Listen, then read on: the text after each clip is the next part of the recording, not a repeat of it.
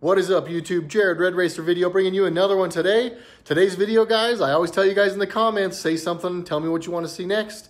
And somebody requested a video about IATs.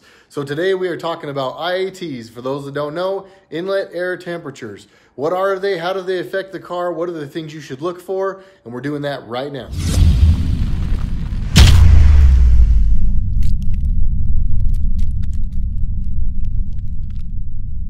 Once again, everybody, thanks for joining me for another one. If this is your first time on the channel, however, this is a car channel about car stuff coming from a car guy. I have been in the auto industry ever since I was a kid, guys. I've sold cars. I've done finance. I did service writing for a number of years. I ran body shops for a number of years. I owned a detailing company for a number of years. And I've been affiliated with JDP Motorsports, who does high-performance GM stuff for quite a long time now. So I feel like I have a pretty good base of knowledge to maybe give you guys some information that would be useful. So if that sounds like something you guys would be into, and if that sounds like information that would be good for you, please, guys, hit the like button, hit the subscribe button, and then make sure you hit the bell next to subscribe so you get notified when I have new videos. But like I said in the beginning, guys, today's video is about IATs, inlet air temperatures. I'm just going to call them IATs the rest of the time because it takes a lot longer to say inlet air temperatures. If you're a positive displacement supercharged car, you guys have heard about this. You already know about these. If you're thinking about going positive displacement supercharger and you've been browsing the forums or the Facebook car pages or whatever it might be, you've probably also heard about them. Turbo cars and basically any boosted car is probably somebody that's familiar with IATs.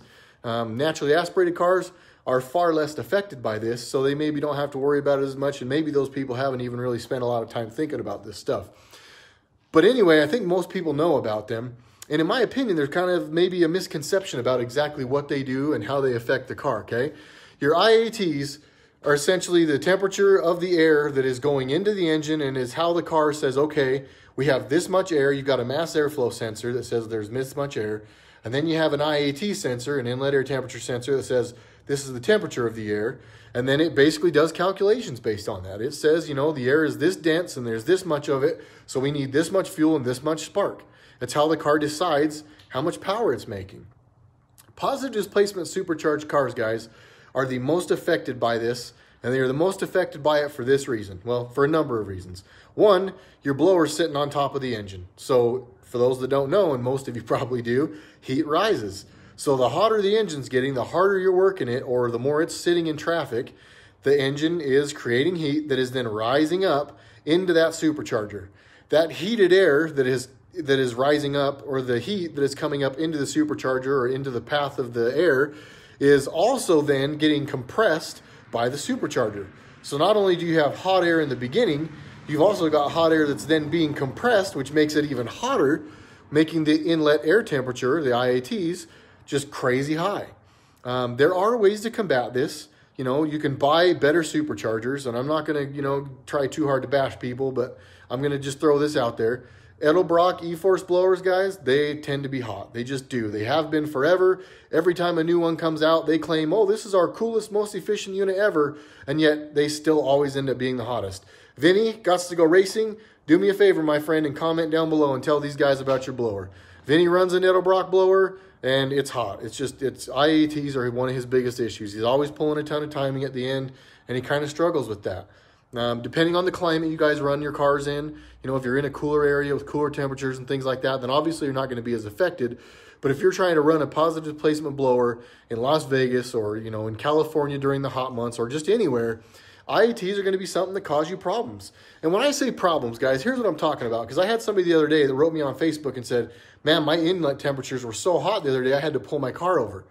I wrote him back and I said, you know, why'd you pull the car over? Was it running weird? And he's like, well, no, I saw that they were in like the 150s. He might even have said 160s. I can't remember now.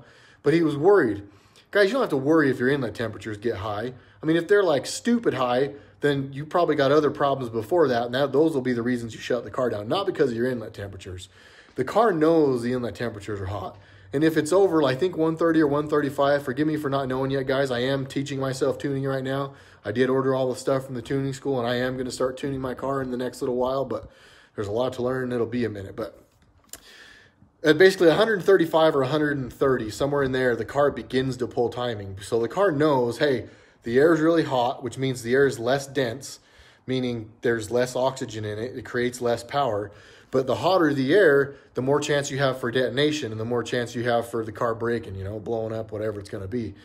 Just, you know, hopefully it's not as bad as blowing up, but it basically creates detonation, you know, with hotter air. So the car's going to pull timing to prevent that from happening.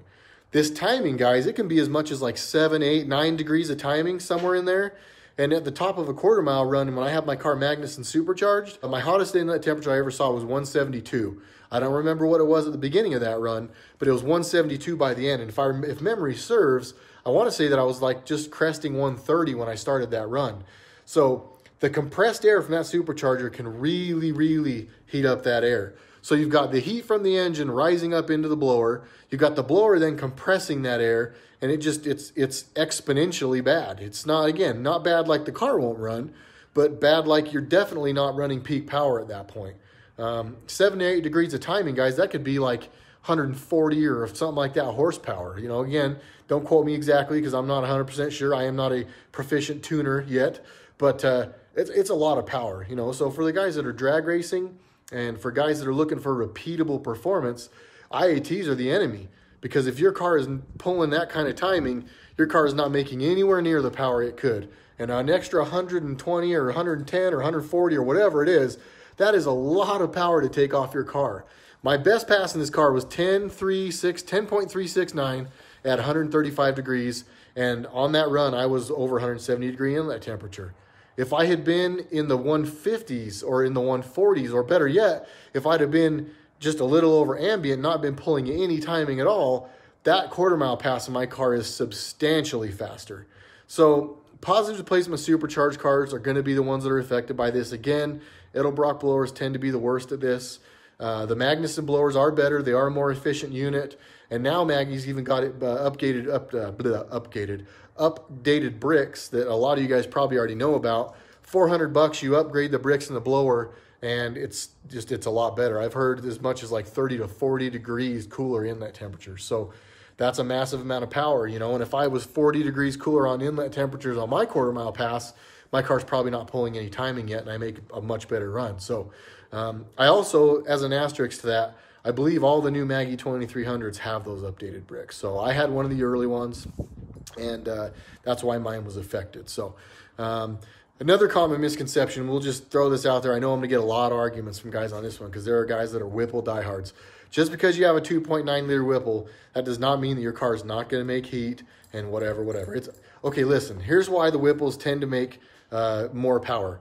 They're bigger. They make more efficient power. The bigger displacement of the blower means that at like 6 pounds of boost, you actually could make more than you would make on like a Maggie at 2300 or a Maggie 2300 at 6 pounds of boost, because it's more efficient. More efficient meaning it's probably a little cooler air. Having said that, Whipples will still get hot. And if you're pushing them really hard, they will still create heat. And regardless, if you have a supercharger sitting on top of an engine and that engine's been sitting and heat soaking, and heat soaking basically means, guys, that it's running with hot air, the engine heat is rising up into the blower, and it's creating hot air that you're then compressing. All those laws still apply. That doesn't change because you have a Whipple that's a little bit bigger. So your overall ability to make power is a little bit better with a Whipple because there is more volume. That doesn't necessarily, though, just mean a Whipple's better, a Whipple's cooler, or any of those kind of things. In my experience, and from all the data I've seen, the Magnusons tend to still seem to be the best and most efficient blowers. The new 2300R is like billet. I want to say it's billet. The material of the blower itself is billet, or the rotors are. I can't remember which one. But it's substantially better. It makes a bunch more power as a result, and I'm confident that'll be even cooler. Their 2650 blower that's coming out will be even better, and it actually flows better than the Whipple 2.9. So I'm not saying which one's better. You guys will argue this all day long, I know, and that's okay because they're both good blowers. But bigger is not always better. That's kind of what I'm trying to illustrate, because the laws of physics still apply. The engine's still creating heat. If you're sitting around a lot, or if you're waiting to stage to run your drag racing runs, or if you're sitting in traffic a lot, your engine's creating heat. That heat's coming up into the blower. It's keeping you from making repeatable power. Yeah, you're going to make big power. The car's still going to be supercharged. The car's still going to be fast, but you're not making peak power. And for those of you who have experienced that, I mean, you comment below, guys. Let me know if you've experienced this, because you know when you're down power. I mean, it just doesn't feel as fast, and it's because it's not. The car is seeing hot air, and it's telling the computer, hey, less timing, less spark. You know, we don't have as good air, we don't have the cool, dense air we want, so we're going to try to protect ourselves. And so because the engine doesn't want to blow up, it's pulling timing, it's not making as much power. And it's good that it does, but a lot of people combat that, and we'll really quickly touch on that. I'm actually not a huge believer in them, but killer chillers, a lot of guys who run them swear by them and really like them. Yes, they're going to cool down your air. Yeah, it's going to, you know, make things like that better, obviously, because you're getting cool air. In a lot of cases, they're actually cooler than ambient. So that's amazing. Yeah, the theory behind it is great, but I've seen most of them in operation, and I've gone and watched some YouTube videos before making this video, and those still tend to be, I mean, there's condensation.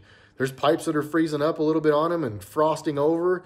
I saw one guy that had an E-Force blower, the Edelbrock blower on his car, and he had condensation over all kinds of stuff on the engine. So yeah, it works, and yeah, it's cool. But for me, I hated IATs so much that was honestly a big part of the reason why we switched to twin turbos.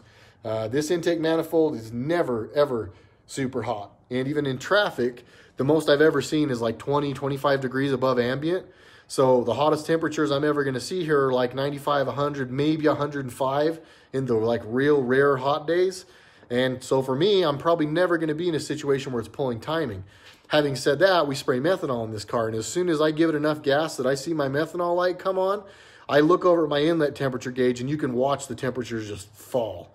I mean, it goes from like 20 degrees over ambient or right at ambient, because if you're moving, if you're driving, guys, you're getting cool air through. It's keeping the engine cooler. It's keeping the air cooler.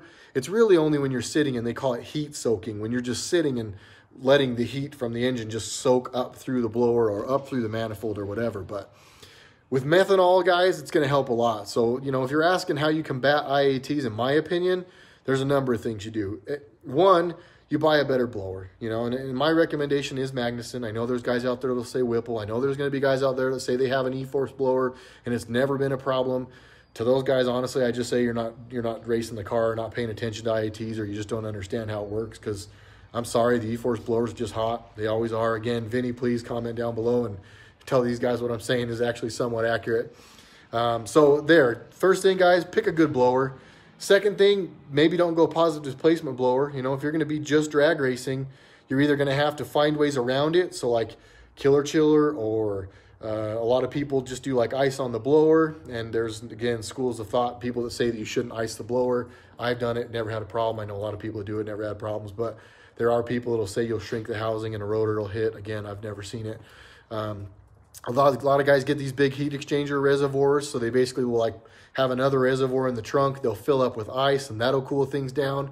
I have talked to a number of people that have those, though, and those are good, but they're short-lived. You know, you're going to have to keep adding ice all night long at the track to keep that cool. And then the other downside to that is now you just have more fluid that is getting hot. So again, it's short-lived. It works really good for a little while, but if you're going to be in traffic, that's just more coolant. It's going to stay hot. Your car's got to try and keep cool. So it'll work for a little while, but long-term, I don't think that's the way to go. For people that sit in traffic a lot, I don't think that's the way to go. Another thing you can do to combat the IATs, and I'll touch on this real quick, don't start your car and let it run until you're ready to go. It's a double-edged sword because you need your oil temperatures to be up. But once your oil temperatures are up and you've got the car warm, you don't want to sit and let the car just idle, because that is when it heat soaks. That's when you got a lot of heat that's just coming up into the blower and heating things up. Once you get to the point where your coolant is getting up there, guys, and it's already hot, don't shut the car off and just let it sit. The engine's already hot. That heat is just sitting in there, and that's going to make it worse. You kind of get to a tipping point where it's hot enough that now you just want to let it run so that the coolant can keep cycling through the heat exchanger and keep things as cool as it can.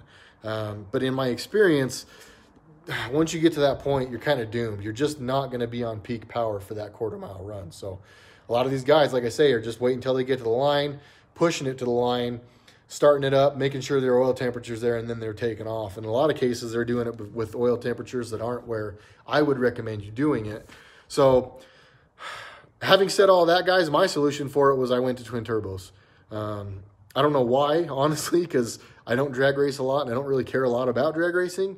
I do want to know how fast this car is, and I do want to know that it's one of the fastest quarter-mile Camaros, but that wasn't the focus of the build. So A lot of the reason I went twin turbos too is just because YouTube and twin turbos are cool, and I think that I'd get more views because of them. And now I'm addicted. I'm addicted to the power. I'm addicted to the sound. I do believe them to be superior in just about every single way. But I do not have any problems with IATs now. I just don't. Even when I'm just sitting in traffic, the highest IATs I see are like 10, 15, 20 degrees maybe over ambient.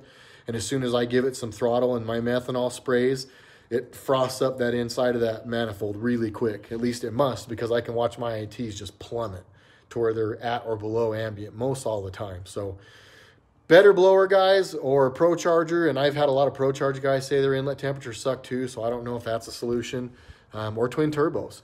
Methanol also helps. I touched on that a little bit. Methanol is great for that, but having said that, even at Famoso, this car was on methanol, and it still got up in the 170s when the car had to sit for a little while before I was running it, and it got a little bit warm, and just, you know, we were pushing it pretty hard. Again, if you're making like 6-7 pounds of boost, guys, 8 pounds maybe, you're probably not going to have these problems as much. But for the guys that are taking a Maggie 2300 and spinning it to the moon and trying to get like 15, 16, 17 pounds, 18 pounds out of them, whatever, your IATs are going to be a struggle. They really are. John Cagle, guy, comment down below. John Cagle's got the updated bricks in his car, and I think he is like 17, 18 pounds, and he's been able to keep him in check a little bit. So again, guys, there's different combos, different scenarios. I know that there's going to be, you know, like the exemption to the rule for a lot of people, but most generally speaking, most of what I said kind of will translate and make sense. So if you're going to do a PD blower and push them hard, you're going to hate IATs. You're going to battle them forever. But if they do get hot, your car's not going to die. You can still drive it. You can't, I'm not telling people that have one that drive on the street, don't do it, because you'll still have tons of power. You're still boosted, but you are down power when it's pulling power. If your IATs are high, your horsepower is not high. Just think of it that way. So guys, there you go. I know that got a little bit long. I'm looking at the time, and this is a crazy long video, but I feel like everything I said in there was information that is useful. So I hope you guys are still there. I hope you're not asleep. And to my man that requested the IAT video, thank you very much. I told you it would come up, and it did. Next video, guys, is actually going to be another viewer request. I had somebody ask, what is this car going to do next year? What are your plans for the car? Are there any more modifications coming? What events are you going to go to? So that video will be coming up right after this one. It should go up tomorrow, so keep an eye on the channel, guys. Like I said, like if you like the video, comment if you don't like the video, comment if you do like the video, and make sure you've clicked subscribe, and you've also clicked the bell so you know when my new videos come up, because like I say, they are coming up all the time. Thank you guys so much. I hope you found that useful. Jared, RedRacer video, and I will catch you guys on the next one.